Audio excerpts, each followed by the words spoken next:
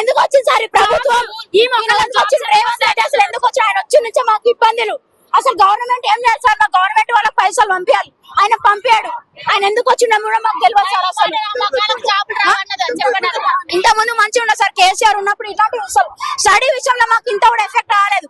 ఈ ప్రిన్సిపల్ వచ్చిన నుంచి మంచి సపోర్ట్ ఉందంటే హెడ్ ఆఫీస్ లో ఆ సపోర్ట్ చూసుకొని మీరు ఏం చేసుకుంటారో చేసుకోండి అన్నట్టు మాకు ముంగలు అన్ని ఇక్కడ మా ప్రిన్సిపల్ ని సస్పెండ్ చేయాలి.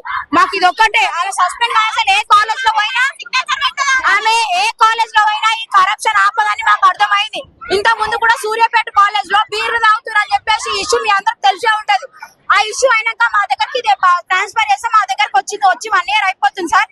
వచ్చినప్పటి నుంచి మెస్ లో నుంచి సామాన్లు తీసుకోవడం, పెళ్ళైన వాళ్ళ దగ్గర ఫీజు కలెక్ట్ చేయడం 10,000. ఒక ఆమె పెళ్లి కట్నం ఎంత పెట్టినావు అంటే ఒక సర్టెన్ అమౌంట్ చెప్తే అన్న నుంచి నాకు సగం ఇయ్యు పైసలు, నువ్వు ఎగ్జామ్ రాయాలంటే అంత సగం పైసలు ఇవ్వాలని డిమాండ్ చేస్తుంది సార్. ఫీజులు తీసుకున్న వాళ్ళకి అసలు ఆమె ఫీజే కట్టకుండా అడ్మిషన్ ఫీ కట్టినా దోస్తు ఫీ కట్టినా 4-5 వేలు కట్టించుకుంటుంది సార్. అది కూడా డైరెక్ట్ ఆమె కొట్టించుకోదు.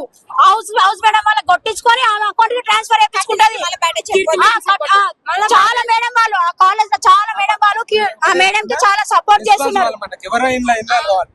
ఆ మేడం కి చాలా మంది సపోర్ట్ ఉన్నారు. బయట కూడా చాలా పవర్ ఉందంట. మమ్మల్ని బెదిరించారు.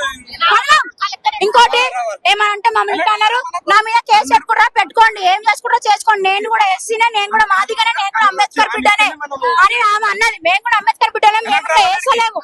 మీరు ఇంత పెద్ద పొజిషన్ లో ఉండి ఎంత కరప్షన్ చేస్తారు. మళ్ళీ గ్రూప్ 1 ఆఫీసర్ అంట సార్. ఏ గ్రూప్ 1 ఆఫీసర్ సార్? ఇదే సార్ గవర్నమెంట్ చేసేది. గవర్నమెంట్ అసలు పైసలు లేకు. మేము వచ్చింది పేదవాళ్ళమి, ఇక్కడ వచ్చింది మేము వచ్చింది ఇక్కడ ఫీజు కోసం. మళ్ళీ గవర్నమెంట్ ఇవ్వకపోతే మేము ఏడుకోవాలి.